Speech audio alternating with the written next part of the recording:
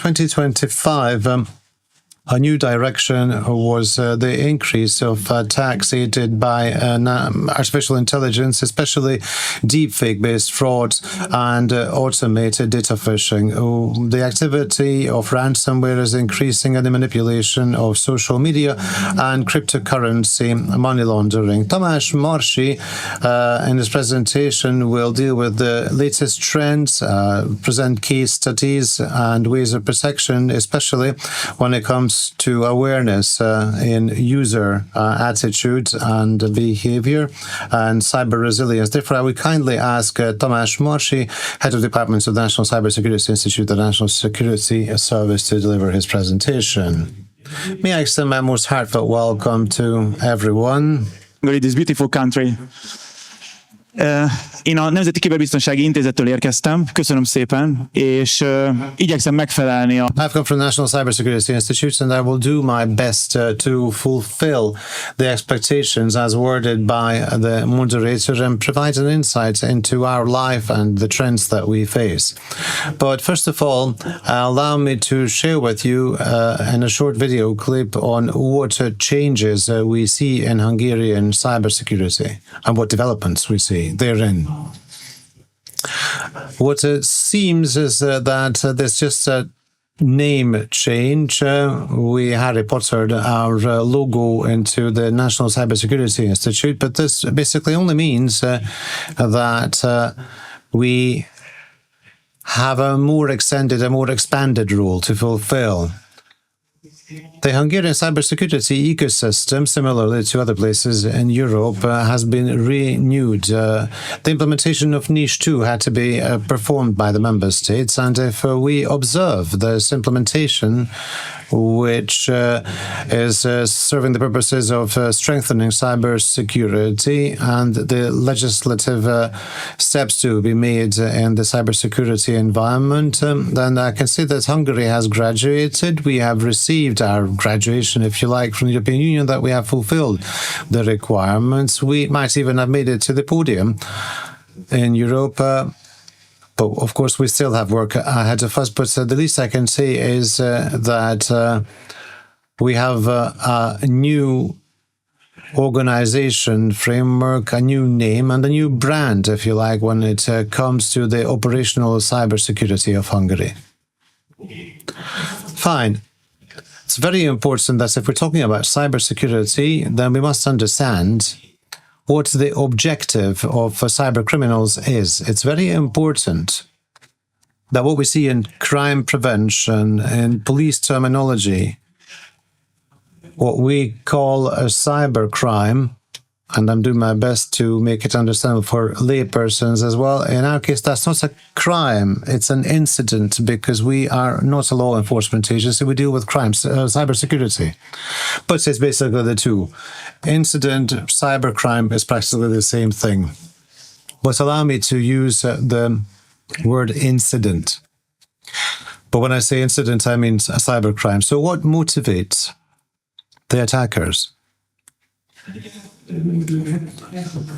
Cybercriminals are primarily motivated by money. This is very important. It's very fashionable to come up with the following statistics nowadays. If all revenues coming from cybercrime would be put on a little piece of paper, and then we draw a line and add up the figures, and we'd compare that to the GDP of smaller countries in the world, then after the United States and China, we'd come up with the third largest amount of money. That is where cybercrime is at the moment. And back in 2020, under the COVID-19 pandemic, we started working from home. The pickpockets also moved into online space, if I may put it like that. I always ask the question, where are we less safe? In the underground passage in Blaha Luisa Square or at home in front of our computer? Based upon statistics, we have a higher chance of being robbed in front of our computers at home than at Blaha Luisa Square. These are the solid and dry facts. This is what we're fighting. This is the foundation. Cyber criminals are mostly interested in money, but in order to make money, they have to steal data, because it says that this allows them to approach individuals and perform cybercrime. We are full of data leakage throughout the internet. And from the aspect of cybercrime, there are also cyber criminals whose objective is destruction, sabotage. In relation to the Russian-Ukrainian war, this became more prevalent to people because the physical infrastructure can be hindered by cyber crime activities, by hacking, and there are other categories of cybercrime and other motivations, but I will not go into detail. But who are under attack? Who are the attackers? It's very important. We have discussed cyber criminals. That's the largest category. They are interested in money and the data required to make money, but they're not interested in anything else but money. But a cyber crime group, and there are multiple cyber crime groups throughout the world, you must imagine them as follows. Like a large corporation, like a tech company, like Microsoft, for instance. They have marketing, they have product development, they have a team responsible for distribution, and especially if we're talking about ransomware, we also have customer service. I mean, there has to be a place to call to please give back my data. So if you want to imagine a cyber criminal group, just imagine a large corporation. And there are state and non-state, highly sophisticated actors whose objective is data theft. There's cyber espionage. And there are simply kids on the internet, the future cybersecurity experts, I like to call them, whose objective is to develop in relation to cybersecurity, and they want to show this to the world. These are the critics. You probably recall as a Hungarian, the young kid who bought a Budapest public transportation ticket for 50 Hungarian forints. He was a script kiddie, and he wished to draw attention to the fact that this is possible, or the fact that he went against the law is something else. But let us see what the situation is in Hungary in the field or concerning cyber crime activities or incidents. State entities are obliged to report any incident due to the application of the NIS2 directive. And the larger corporations in the various sectors are obliged to report larger incidents. Obviously, there will also be a latency. People not reporting because they're ashamed of it or because they never even detected it. But our picture is drawn based upon what has been reported or what we ourselves detect. And based upon current statistical data, we see that almost half of the attacks are performed against the public administration sector. The statistical data falls in with ENISA data, which is the cybersecurity agency of the European Union, which issues a threat landscape report annually, late September, early October. This year's one is really very up-to-date and fresh, and this also shows that the public administration sector is exposed, and beyond that, this is the financial sector that appears as a relevant actor. And unfortunately, we can still say that it's still phishing is a significant kind of crime, both in the Hungarian statistics as well. I brought you several actual cases I would like to present to you. We'll see whether we have enough time. There were several cases of attacks against the critical infrastructure and also against other municipal or governmental institutions. Let's take a look at the statistics.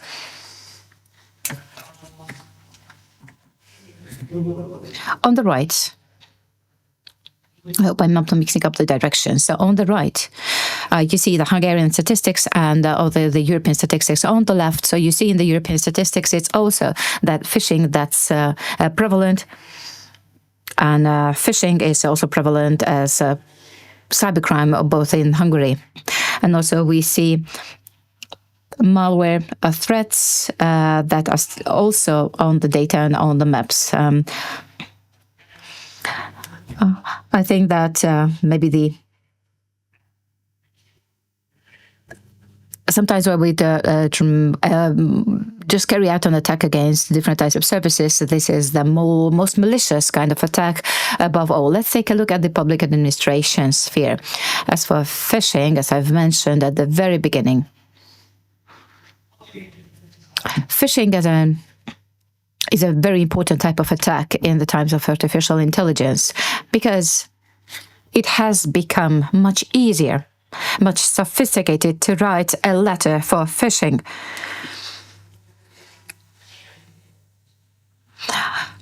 Given the fact that we don't have knowledge of a foreign language and we don't know how to use artificial intelligence. However, these programs, they know how to write a letter, they know how to gather information, and in a sophisticated manner, they can write phishing letters in a way that seems credible for the majority of people. This is the aim, this is the target of these criminals. They don't really expect 100% to believe them because 1% is also sufficient because it brings enough money. We see also information and data leak, email addresses, passwords, usernames on the internet, which are attractive for a hacker. If there's a collection of usernames and passwords, one can choose at their own will.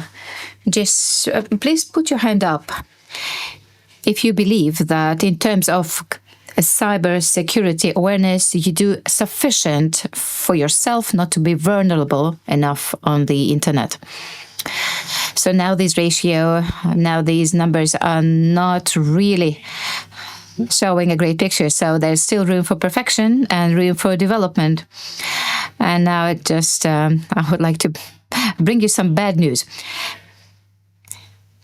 So let's take a look at the following rules in terms of cybersecurity. Let's see whether you still use the same passwords, whether you use the same passwords. I have not seen enough hands in the air. Who is the one who pays attention to critical services? Critical services are the ones that are important for us. For example, for an influencer or a person who uses social media, it is important to have access to social media. It is not important for me. I don't have social media.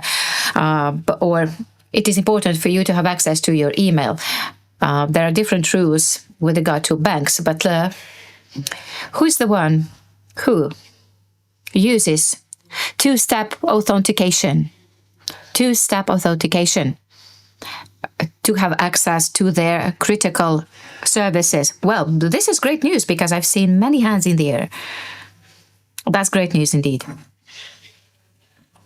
Also, and now you can just shout it out. What's the best password? Do you know?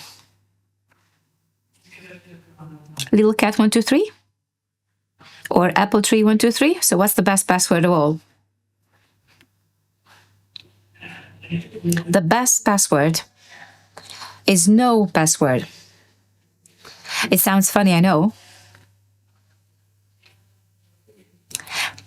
Technically, you can easily use a password in an ecosystem, but it does really mean a great deal of vulnerability in terms of cybersecurity. So if you have a choice not to use password, then I think this will be the best option of all in terms of security. Another silly question, and we'll continue. Once we speak about awareness and education, cyber education, let's spread the news and let's spread the message. So who's the one who uses password safe?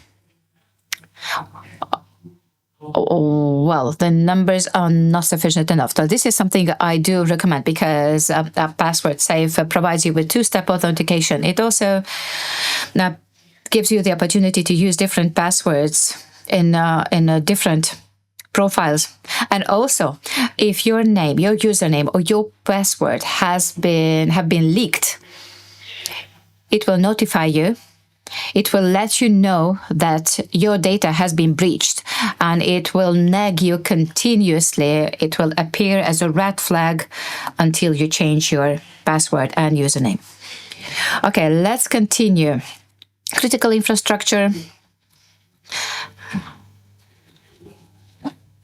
public utilities. I'm sure that this is the future of cybercrime in the future. We are going to speak about it more a little bit later. So the extent of the consequences is great. It is emphasized. This is an OT system that operates these public utility systems, and I understand that it is easier, but the maintenance has to be taken care of. So the extent of vulnerability is quite high, and I just need to underscore that it is not impossible to find a solution to the challenges and to the difficulties. Also, if in a cybersphere you make a decision, let's say you send an email, in reality, it becomes an action. For example, a tab becomes closed. So if there's a tab on the internet that can be closed, you need to consider the risk. And now I would like to promote the topic that is going to be discussed by my colleagues. I would like to touch upon the financial sector. Financial sector is the basis of the operation of any country. It is important to have a safe financial system, a banking system. Thanks God, there are very strict rules on the security of financial systems all over the European Union, which is being enforced by different authorities, which is good because it is our money that is being secured and it is being protected. As Vilmos is going to tell us, it is. We cannot say that we have huge amounts of money and gold. There's no money. Money is data. Therefore, money should be protected as such. I'm sure that 90% of money does not appear in a physical form. It is data. Therefore, we have the Cyber Shield program that's been launched by us, by our colleagues, and we are trying to upscale the level of education all over Hungary. And my colleagues are going to inform you about this program. What else? Malwares, stealing information, stealing data. Let's say we download a program, although we know that we shouldn't. However, this program starts observing us and starts spying on us and spying on our passwords. And all this information, all this data on dark web, like on a different marketplace, will be sold for money. People buy huge databases for money. The fresher the data, the more expensive it is on dark web. If a hacker stole data yesterday, it is expensive because the clients whose data has been stolen, they might not yet know that their data has been breached. The more time passes, the less expensive it becomes. If there's a 10,000 information leak is on the internet, there are going to be users that are not going to change their data in 100 or 200 or 300 days.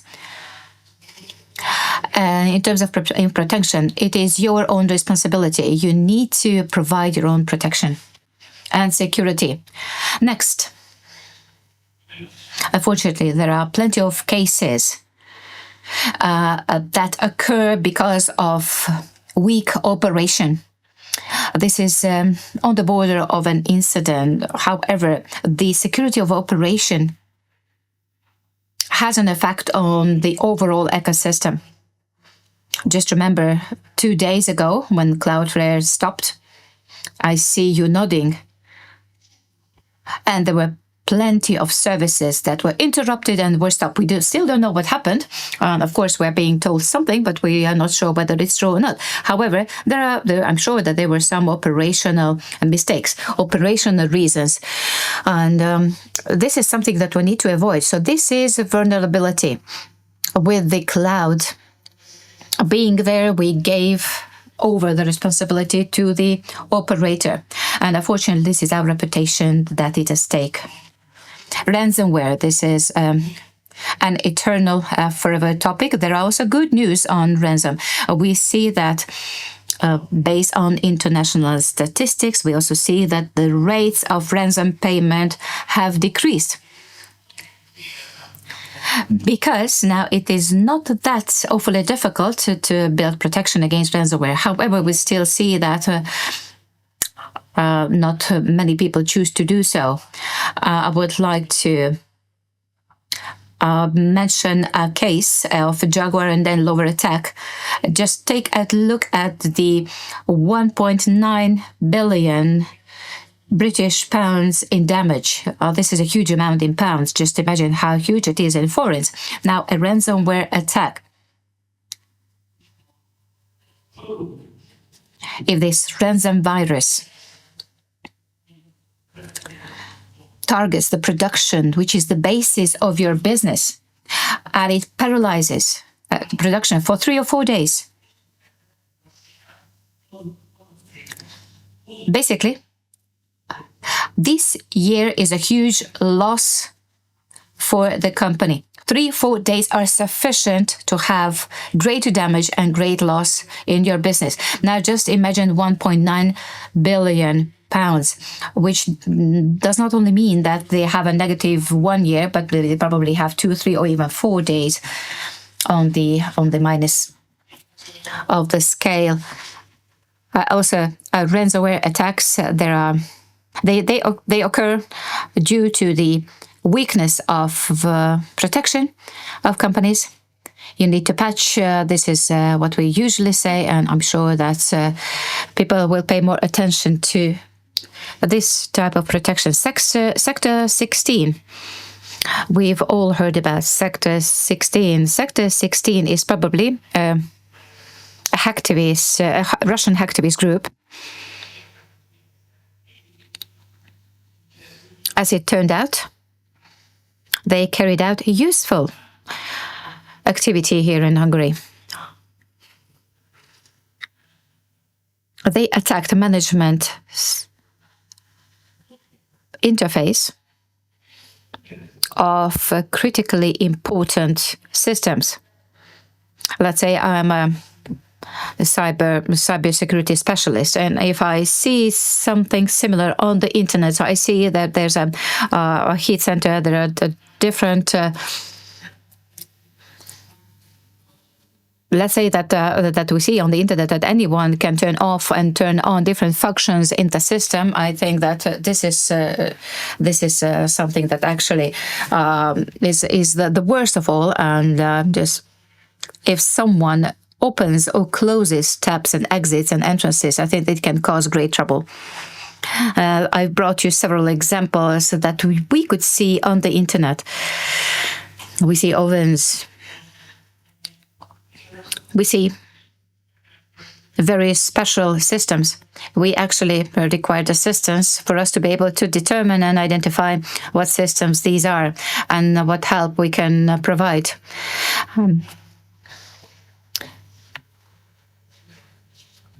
We also understand that the actors of the market and actors of the state, that they had to unite to find a solution to this attack. And I'm sure that everyone, whether they were whether they were united, whether they were not, they decided that they needed to unite in order to find a solution, because this is something that needs to be erased from the internet. The aim and the target for us was to reduce the number of these systems on the internet. There were 104, and in a matter of several weeks, we managed to erase all these systems, all these pictures of networks from the internet, thanks to the service providers, thanks for the actors who are not competitors anymore. And so the question is, why are these images on the internet? So that's the most important question of all. Why are these drawings? Why are these launching parameters of a system, of a pump, are there on the internet? Why? Because it is much easier for the operator to execute and carry out his work. I'm sure that there are different, more secure solutions, but it was much easier for him to use it without the VPN. But I'm sure that he will not commit the same mistake in the future once again. And now, what we are most proud of, most of you are working in law enforcement, right? Or you're working in the police.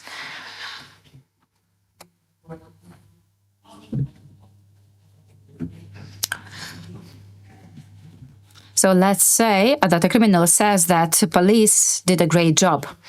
When the Sector 16 put on the internet that they would like to congratulate the authorities of Hungary, how quick they were in their solutions and in protecting the system. So now I was really proud of this, because I received a great remark from the attackers. They just put a little paper on Telegram and they say, congratulations for the Hungarian government to react positively to their actions and to react as quickly as we could. Yes, indeed, we managed to do a great job. And just a couple of more cases at the end of my presentation.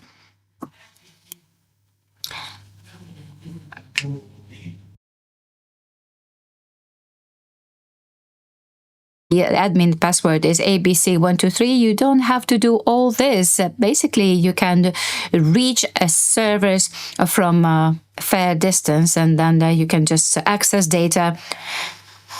You can compromise a server. For example, I go to a house with multiple apartments. I look to the left, to the right.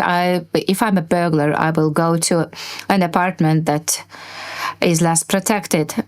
Well, if the admin password is ABC123, let's choose the easiest access.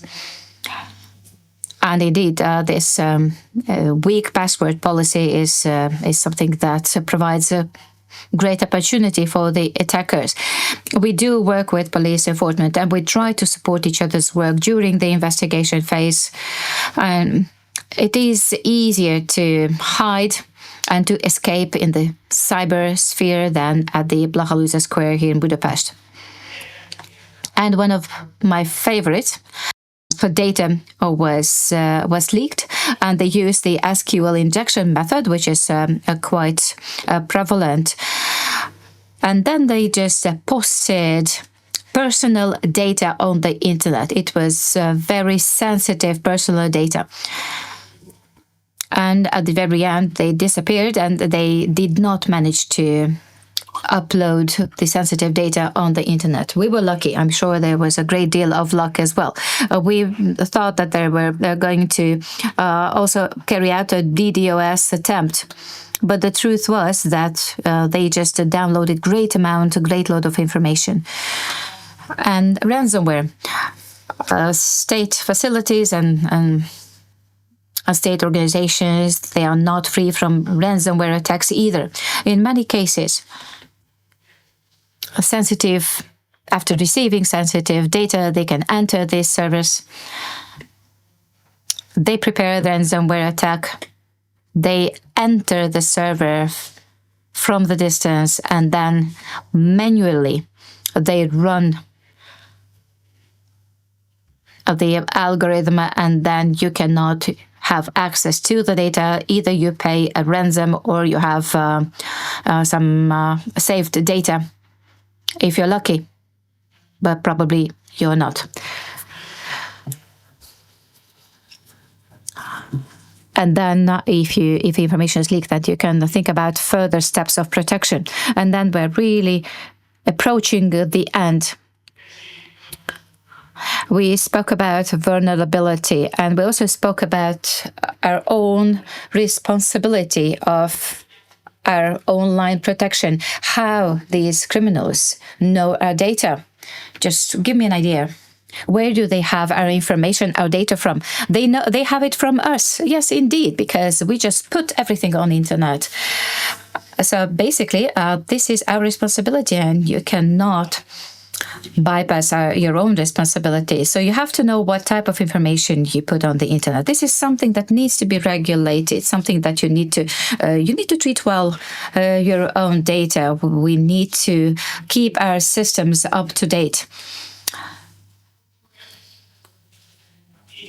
Whether you want to update your system once you're out of the house or when you get home, you know the answer. Or we try to stick to the rules in terms of our passwords. We discussed the rules of the password, right? And don't forget about the two-step authentication, and don't base it on your email, but base it on another application. And by this, you can actually lower by 90-something% your vulnerability online. Just following these basic steps. Thank you all so much for the attention, and I wish you a fruitful and interesting day. Thank you.